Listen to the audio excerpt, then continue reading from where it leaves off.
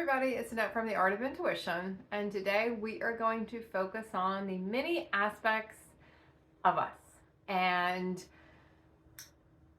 how we are sometimes faced with those many aspects of us, the older aspects of us. This kind of came up for me. I went to watch the movie Puss in Boots: The Last Wish, and there is a scene in that movie where he is sort of looking at his old selves. And the story in that is, cats have 9 lives, and each life he acted a certain way. So at the end, he's reviewing all his lives and he's looking at all these people that were him and looking at how he was acting in those lives. So it kind of made me think about that as timelines for us and how we will go back and look at different timelines and see a totally different person who lived those timelines and a totally different aspect of us that participated in them. And it's kind of like we go through our own little review when you go back and are faced with, the many aspects that we are. And normally when we're looking at our human aspects, they're not our most glorious aspects. Our human consciousness is our unconsciousness, the unconscious part of our soul. It is the part that is going to cheat, steal, and lie at every opportunity. It is the selfish part of us. It is not the glorious part of us. Now we still keep a part of that. We don't, everyone has this idea that we kind of get rid of it. Like, oh, your ego goes away, you don't keep it. All we do is just embody it in with our higher aspects. We don't make decisions from it anymore. When you're living from your human consciousness, that means you're making decisions from that consciousness. That's what that means. When you're living higher consciousness and you're embodying in higher aspects of yourself, you're living from the higher aspects. Those are the parts of you that make your decisions. Those are the ones that depict the timelines you participate in, how you show up in those timelines. So we are faced with other aspects of us, and we will, in that case, he could just see himself, doing how he was in all his different lives. And timelines really are different lives for us, because we look back at timelines, and the higher your frequency goes, the more these old timelines are going to feel like they were just never really existed, or they were 100 years ago, or somebody else lived them. Like, you don't even recognize them. Someone will talk about living in a certain place or doing certain things, and there were some things I had no memory of. Like, I could have sworn that they did that with another person because I couldn't remember any of that. And you're going to find that quite a bit because your memories will go. These are, as soon as you leave that timeline, technically it never existed. In the timeline you're in, that never happened. So you can't remember that stuff. Where we'll sometimes really be able to face with it is when we are faced with people acting out that aspect of us. And those are the aspects we don't enjoy being around anymore. And that's how you kind of transcending those aspects, is when you're with people who are showing you that aspect of yourself. Because everyone in your reality is an aspect of you. They are reflecting something back at you. The question is, what are they reflecting? Is it a higher aspect of you, or is it not a higher aspect of you? And is it an aspect you really want to be around? In the movie, Puss in Boots didn't even want to be around any of his older selves. He just couldn't believe he was ever that person. And that's kind of what will start to happen. You'll be around people who you could have been friends with for years, and all of a sudden you don't want to be around them anymore. You have coworkers you don't want to work with anymore. It can be blood family too. Blood family is kind of a big trigger for a lot of us in a sense, because it's a blood family tie, we tend to put it on a pedestal. We tend to say that's okay, because in the beginning, we don't have the consciousness yet to view them as just another soul. We view them as our mother, our sister, our brother, our dad, our grandmother. We don't have the consciousness yet to look at them and not see all of our stuff with it. We don't see the soul. We see the humanness, and they bring out our humanness. They match that aspect of us. So then we get into the role of playing the child, or with playing whatever role we used to play out. So a lot of times we will separate from blood family for a while when certain part of ascension, because we really can't deal with that, and it's not a personal thing. Anytime you are pulling away from certain realities, it's not a personal thing. And when people pull away from you, it's not personal. You know, so many people over the years have exited my life, and it's not personal. It's just the vibrations don't mesh anymore. And even that our human takes it personal, you know, our human wants to take it personal and make it personal. It's not personal. It's never a personal thing.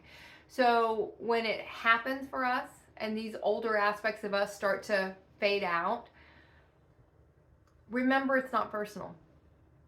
It's just an energetic, it's kind of cosmic law. They can't exist anymore. You know, once we transcend that aspect, there's nothing to hold them there. And unless they can shift to a different aspect and they can hold that aspect in a reality, you won't have realities with these people anymore. So just to touch, I do want to touch on blood family again really quick. You will know you've gotten to a certain space in your consciousness, your expansion of consciousness, anchoring that in, when you can look at your family as souls and not see all of the cords, the muck, the shit that usually gets all embodied in there. You know, that's all messed up in these timelines. Family is kind of our biggest challenge in a sense, because we do separate them off. You know, we see them as something else. We don't see them as souls. We don't look at them the way we look at someone else. So really look at when you are interacting with anyone. Blood family is one that was going to stick out. That, and when you get into the twin flame relationships, because we're going to want to put them on a pedestal too and say, oh, that's okay. It's okay for them to act that way. Because we just don't see them as a beautiful soul. Like, kind of everyone's the same. And when you start looking at everyone's the same, you drop all the labels you have with people. You drop the role you played. You know, you could have had a certain relationship with your family when you were younger, and you go back, and once you've embodied higher aspects of yourself, you go back as more of an angel energy. And everything will shift because you've shifted. You're in a different timeline. You're in a different reality. You're no longer in the same timeline with these people. So your experience is going to be totally different. You're going to be, a lot of times, you'll be the most conscious person in that reality. You'll be the most conscious person in your reality because you're supposed to be. That's what your job was. You were supposed to bring other people into consciousness. You break free inside from the human realities, the human illusion. And once you break free, and all that breaking free is inside, you're breaking through the programming, you're breaking free of all the human stuff, the human systems, the how things are supposed to be. And then you then have the capacity to help others, assist others in breaking free and kind of breaking out of their own human prison. Because the human realities, they are prisons. They're not a happy place to be. They are a very constricting, limited place to be. They're a very disconnected place to be. And when you go back and see people living in those realities and know you used to live in those realities, it kind of brings out a compassion to what humanity, in a sense, is going to have to go through. I mean, look at all the stuff you've gone through in your ascension process, or you've gone through in your awakening process, or just if you're just at the phase where you're just kind of delving into higher consciousness stuff, but you still can see all the stuff you've had to really face and look at. Even if in the beginning it's on a very micro level, it feels bigger. Because in the beginning, for me, everything felt bigger because I was so disconnected. You know, that any little connection I got, any little realization I got shined such a light, because everything was so misaligned. Everything I created from those other aspects, from those human distorted aspects of me. So when you go back and you're faced with these aspects, usually, even if you feel like you've transcended that aspect, it's still held in your body somewhere, or they still couldn't be there. So if they're there at all, it's still something you're holding on to that represents that aspect of you. I've seen so many people try to say, oh no, it's them, it's not me, I'm not like that. But technically, if they're in your reality, it's in there somewhere. It's in here somewhere, or they couldn't be there. So there could be a situation, but even if it's just a situation you're holding on to, it's still ingrained in the body, or you couldn't create the situation. Everything is created inside out. So even if you have aspects of yourself, and you are sitting there going, how is this person still in my reality? Like, I don't understand. I don't understand how you're here. Ask to be shown. You know, ask what aspect of them represents. And it'll be funny how quickly these aspects leave. once you get to a certain tipping point, in a sense, kind of like the abacus, they used to use, where they just tick one over. But remember, there's so much to clear. And every time you clear a little bit, you just tick another one over. It's kind of like when we go to our karmic scales and we're going through all our immense karma to clear, not just in this existence, but in every existence. And you're just kind of ticking off, one by one. But every thought we've ever had, everything we've ever done, it's all created karma. Just like when we talk about getting our body vibration up, every bath we've ever taken in water that had chemicals in it, we got to clear that. Anything we've ever drank or eaten that had chemicals in it, we got to clear that. The air we breathe that had chemicals in it, we got to clear that. It's an immense process. So don't beat yourself up if you're still looking at different aspects of yourselves and feeling a little,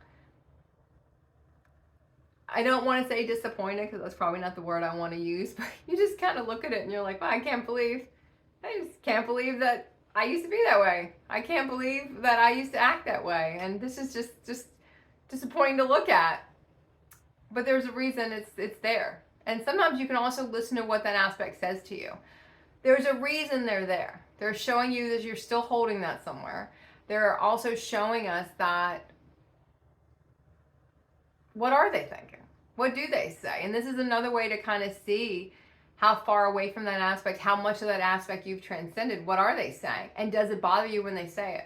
People will always speak your fears back to you. You will not know you're thinking a certain way until someone says something back to you. It's almost like you've been coded into your reality. So the minute someone will say something, and if it bothers you, if it gets you anywhere, if you sit there and go, oh, if you feel any kind of tinge about what someone says, you're like, oh, I still feel that way. Thank you for pointing out. You can almost say, yeah, thank you. Even if you say it to yourself, thank you for showing me that, because I didn't realize I still felt that way. Any reaction at all, then deep down you still feel that way. And they're just showing you that. They're showing you we have more work to do. We have more internal work to do. And that's what everyone represents. All these aspects of us represent that. They all represent older versions of us. We don't just see the higher versions of us pop in from here and there. We see the older versions too. And sometimes they're the ones that get on our nerves a little bit more. Sometimes our higher aspects will get on our nerves a little bit more, because they'll be showing us things that we need to do, speaking the same things back to us of things we need to do that we might not want to do. Our human's not going to like the big shifts. It's not going to want to do the big changes. Anyone who talks about consciousness and ascension and embodying, energies and all that in, and when you're in the fifth dimensional reality, a lot of people will talk about fifth dimensional reality, you're just starting to anchor in the consciousness of higher realities. You haven't anchored it in. You haven't embodied anything yet. You haven't got your body vibration up. You're just touching on the higher conscious. You're just getting your vibration up to then start the other processes. You haven't aligned anything yet. You haven't had to make the hard choices. You haven't had to align your life, which pretty much very few people I have talked to that have got to a certain part of their process didn't pretty much have to scrap the whole damn thing, because it's how I want to say it. It's a game that you set up that completely doesn't work anymore. None of the rules are the same. Higher aligned, soul aligned realities are not going to be based on anything you built in a human consciousness. It can't be. So you spend half your time trying to clean up the old ones, I used this before, rearrange the chairs in the Titanic, because you're just trying to keep some of these around for a while to see how many times you can try to realign it to get to something that's soul aligned. And after a while, you just scrap that because you realize you can't. But we don't like to do that. So there's a lot of work that goes into, and that's when you get into 60, 70, 80, 90, and where you're aligning all this stuff and then just closing them out and not starting new ones, because you realize from the get-go they're not soul aligned. That you can't really enter into soul aligned realities with people operating from a human consciousness. That doesn't mean they're not in the right place. It just means they're in a different part of their journey than you are. And when we're trying to set up new realities, it's very challenging. It felt like it was easier in our human realities because we didn't look at where anybody was. We didn't so much care about what anybody else is doing. We cared about if it's what we thought we wanted from our humanness, in a sense, our ego. Is that what my ego wants? I don't care that shit's not aligned long term. I don't care it's really maybe distorted. That doesn't matter, right? We didn't care about that stuff. That's why it ended. That's why it didn't last. That's why we ended up in the next place or the next relationship or in the next job we didn't enjoy, because we kept repeating the same stuff. You are going to get to a different space in your ascension process when you have to start aligning things. And once you've either closed things out, realigned different things, most of the time it means closing them out, which brings up a lot of sadness and grief for our human when we have to let a lot of that stuff go. And we get to certain places and we really have to look at it and say, okay, let's see, where do I go from here? Do I start anything else? And there'll be a long period of time where you might not start anything else, because everything that comes in, you just know it's not aligned. And there's no reason to continue that right now, because you know where it's going to end up. So look at who's around. Look at who's exiting. Look at who's coming in, different aspects. And just be open to what they're trying to show you. And have fun with it. I used to love trying to decode what aspects people were of me, especially the ones that are really picking on my nerves. I was like, how are you here? You just almost like look blank. You're like looking blankly at people like, I don't understand how you're still in my reality. But I'm kind of curious to find out why you're still here. Everything that is going to enhance your consciousness is going to happen. You don't have to worry about, am I doing it right? You know, am I doing the journey right? If it's going to enhance your reality, enhance your consciousness, raise your vibration, it'll happen. So, okay. Keep practicing the art of intuition.